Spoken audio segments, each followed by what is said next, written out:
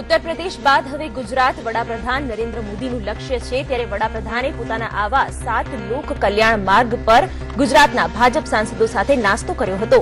માનવામાં આવી રહ્યું છે કે ચૂંટણીલક્ષી જરૂરી સૂચનો કર્યા હતા.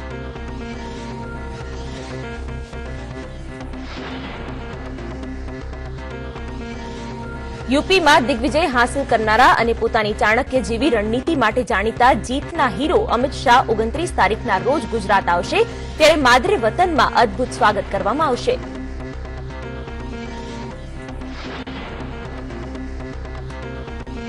ગુજરાતમાં વિધાનસભાની ચૂંટણીની તડામાર તૈયારીઓ ચાલી રહી છે. કોંગ્રેસના પ્રદેશ પ્રમુખ ભરતસિંહ સોલંકી દ્વારા કરવામાં આવેલા ઓબ્ઝર્વરની નિમણૂક બાદ આજે આ ઓબ્ઝર્વર માટે બેઠકનું આયોજન કરવામાં આવ્યું છે.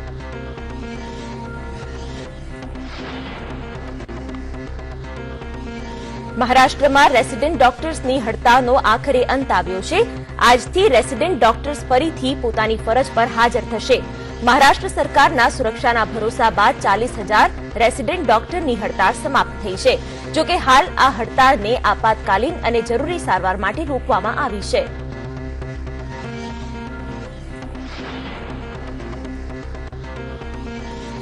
યાત્રાધામ ગિરનાર, પાલીતાણા, સોમનાથ અને દ્વારકામાં હેલિકોપ્ટર સેવા શરૂ કરવા રાજ્ય સરકાર અને ખાનગી કંપની વચ્ચે 500 કરોડના એમઓયુ થયા છે. ચારધામનું મુખ્ય મથક જૂનાગઢ રહેશે અને ભવનાથમાં હેલિપેડ બનશે. પ્રથમ અંબાજી મંદિર સુધીની સેવાનો પ્રારંભ કરાશે.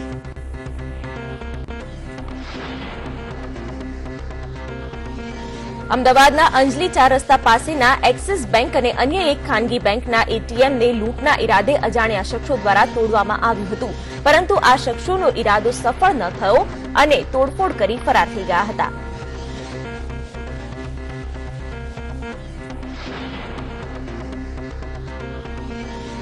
પંચમહાલ જીપીસીબીના આરઓ ગિરજાશંકર સાધુને એસીબીએ 1.20 લાખની લાંચ લેતા ઝડપ્યા બાદ તેઓના અલગ અલગ સ્થાનો પર એસીબીએ સર્ચ ઓપરેશન હાથ ધર્યું, જેમાં વિપુલ પ્રમાણમાં મિલકત મળી આવી હોવાનું મનાય છે.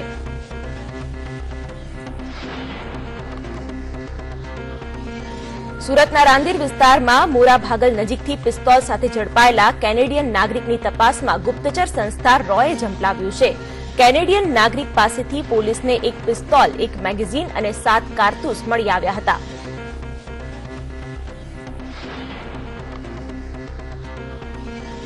સમગ્ર રાજ્યમાં ઉનાળાની શરૂઆતમાં જ કાળઝાળ ગરમીથી જનતા ત્રાહિમામ થઈ ગઈ છે.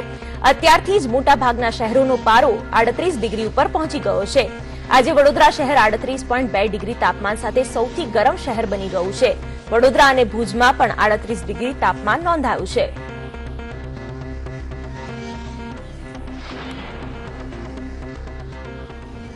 હૈદરાબાદ ખાતેથી 48 લાખની જૂની ચલણી નોટો રાખવાના આરોપ હેઠળ 4 શખ્સોની અટકાયત કરાઈ છે.